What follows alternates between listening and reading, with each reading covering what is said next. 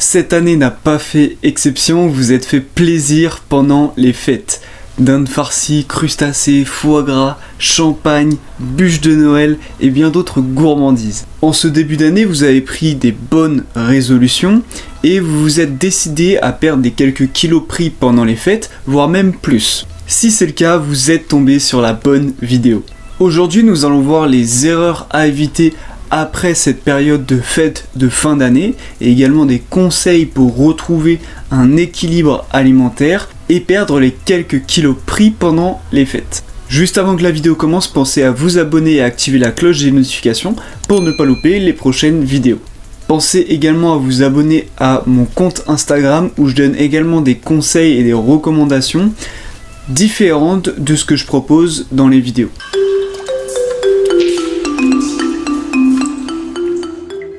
La première erreur à ne pas commettre après les fêtes est de culpabiliser d'avoir mangé des repas riches. Les fêtes de fin d'année sont un moment où l'on a envie et donc besoin de se faire plaisir. Vous le savez, garder une alimentation trop stricte au quotidien va engendrer de la frustration et donc des craquages. Néanmoins, pendant la période de Noël et du Nouvel An, on a tendance à accumuler les repas riches de manière consécutive. Alors cela va tout d'abord provoquer un phénomène de rétention d'eau, donc on va stocker un petit peu plus d'eau au sein de l'organisme. Ça va également remplir les réserves énergétiques qui sont dans les muscles et le foie, qui vont stocker principalement le sucre sous forme de glycogène. Et pour finir, l'excès calorique ingéré va se transformer en graisse. À savoir que tout ça, ça se fait évidemment après plusieurs repas, après plusieurs jours, et non pas après un seul repas de Noël conséquent. Si vous voyez qu'après les fêtes, que vous pesez quelques jours après que vous avez pris du poids, ne paniquez pas et ne culpabilisez pas. Si cette prise de poids a été aiguë, consécutive à cette période au moment des repas de Noël et de tout ce qui est repas de fête, ne vous en faites pas, vous allez rapidement, en suivant les conseils que je vais vous donner dans cette vidéo, pouvoir retrouver votre poids d'avant fête. En retrouvant une alimentation saine et équilibrée, votre poids va rapidement redescendre.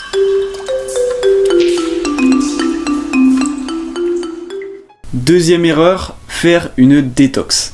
Alors j'en avais déjà fait une vidéo spécialement dédiée sur ma chaîne, mais je vais refaire un point aujourd'hui sur la détox, puisque c'est le réflexe de beaucoup de personnes de prendre un magazine et de suivre la détox à la mode juste après les fêtes. Votre corps n'a pas besoin de détox. L'organisme sera tout à fait capable d'éliminer les toxines, même après plusieurs repas consécutifs de fête. Le foie notamment va se charger de tout cela. Et comprenez bien que ce n'est pas en faisant une cure de jus de légumes ou une cure de thé vert que ça va vous aider à détoxifier l'organisme et surtout à perdre du poids. Le problème des cures de jus de légumes par exemple, c'est que vous allez ingérer des calories sous forme liquide. Vous n'allez donc pas profiter des bénéfices de la matrice des aliments. En supprimant l'aspect mastication et en réduisant les fibres contenues dans les légumes à cause du phénomène de broyage, vous allez considérablement réduire l'effet rassasiant des aliments. Et c'est à tout prix ce que l'on veut éviter, surtout après la période de fête.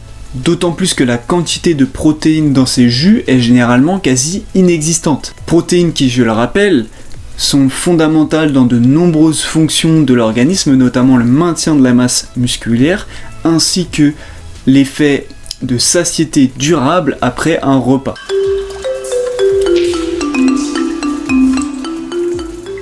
Troisième et dernière erreur, se lancer sans plan d'action. Alors généralement le début d'année rime avec bonne résolution et donc beaucoup de personnes vont se lancer dans une perte de poids notamment, mais sans avoir de stratégie. Cependant, si vous n'avez pas de plan d'action, vous risquez tout d'abord de stagner dans votre objectif puis de rapidement abandonner. Donc la première chose à faire lorsque vous voulez vous lancer par exemple dans une perte de poids après les fêtes, c'est de vous fixer des objectifs à court ou et moyen terme réalistes. Sans objectif bien défini au départ, la baisse de motivation aura rapidement raison de vos bonnes résolutions. Ensuite, ce que vous pouvez faire lorsque l'objectif est bien défini, c'est lister les choses que vous allez mettre en place pour pouvoir atteindre cet objectif. Ça peut être par exemple préparer mes repas le midi au lieu de commander à manger. Et enfin la dernière chose, c'est de regrouper cette liste et d'organiser les différentes choses que vous avez listées pour pouvoir atteindre votre objectif, les lister de manière à ce que ce soit adapté à votre quotidien et que ça respecte également une certaine progressivité pour que ce soit réalisable. Bien, maintenant que vous savez quelles sont les erreurs à éviter, nous allons voir comment gérer son alimentation après les fêtes.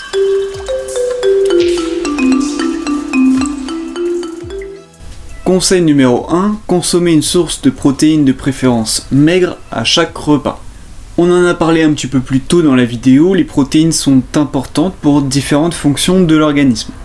Ce qui va nous intéresser, c'est que tout d'abord, elles contribuent au maintien de la masse musculaire.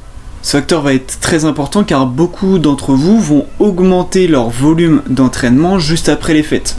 Les protéines seront donc indispensables pour avoir une bonne récupération. Autre aspect intéressant, les protéines sont le macronutriment le moins palatable. C'est-à-dire que les protéines sont moins agréables au goût que les glucides ou les lipides. On aura donc tendance à manger de plus petites quantités lorsqu'un aliment sera riche en protéines.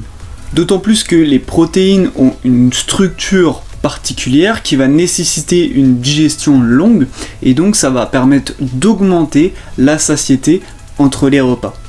Donc dans l'objectif de perdre du poids juste après les fêtes, favoriser des protéines plutôt maigres, c'est-à-dire par exemple le poulet, la viande hachée 5%, le blanc d'œuf et certains produits laitiers faibles en matière grasse qui pourront être plus facilement consommés lors de petits déjeuners ou goûters par exemple.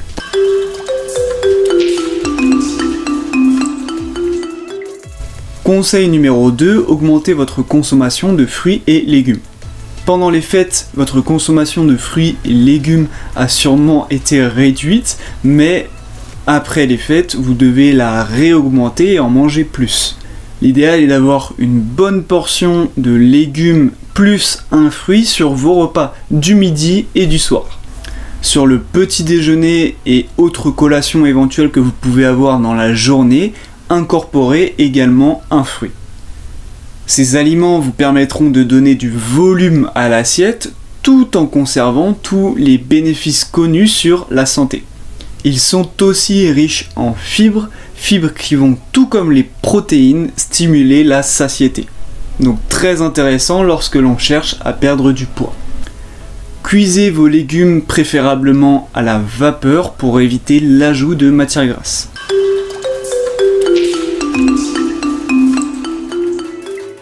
Conseil numéro 3, ne soyez jamais pris au dépourvu. Ça paraît tout à fait logique, mais lorsque vous prenez des repas sur le pouce, ces repas-là ne vont généralement pas suivre les recommandations qu'on a vues précédemment et vont donc être nuisibles à votre stratégie de perte de poids. Organisez-vous pour être le moins possible confronté à ce genre de situation où vous êtes pris sur le fait, notamment en pouvant préparer vos repas à l'avance par exemple.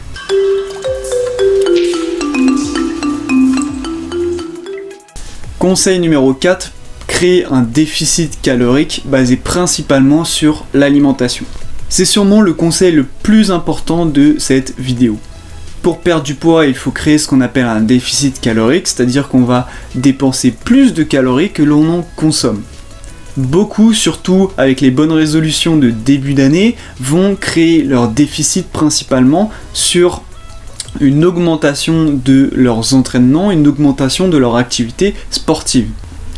Néanmoins, il est difficile de tenir un gros volume d'entraînement sur le long terme, et en plus les résultats seront peu importants si rien n'est fait au niveau de l'alimentation.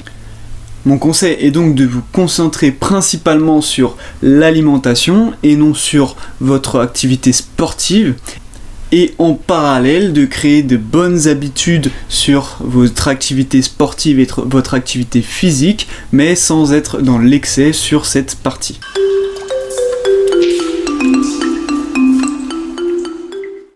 Conseil numéro 5, augmentez votre activité physique. faire du sport c'est très bien, mais un autre facteur qui va grandement influencer la perte de poids, ça va être votre activité physique au quotidien. Alors je fais bien la différence entre activité physique qui va représenter les mouvements que vous faites dans la journée, mouvements par exemple pendant la marche, mouvements pendant le jardinage, pendant que vous faites le ménage, pendant que vous êtes au travail, et l'activité sportive qui va représenter uniquement les mouvements que vous faites pendant votre séance de sport et surtout votre dépense énergétique. Si vous avez une séance de sport dans la journée, que vous faites une activité sportive, mais que tout le reste de la journée vous êtes affalé dans le canapé et que vous n'avez pas d'activité physique, le poids a de fortes chances de ne pas diminuer. Voilà, j'espère que la vidéo vous a plu. Si c'est le cas, n'hésitez pas à la liker. Alors pour ceux qui me découvrent à travers cette vidéo, sachez qu'il y a beaucoup d'autres vidéos conseils nutrition sur ma chaîne YouTube. Donc pensez à vous abonner. Et pour ceux qui souhaitent avoir des conseils personnalisés et qui correspondent à votre situation, je vous offre la possibilité de réserver un coaching téléphonique gratuit avec moi-même. Néanmoins, faites vite pour réserver votre appel car au mois de janvier, les places sont très rapidement complètes. Merci d'avoir regardé cette vidéo et je vous dis peace.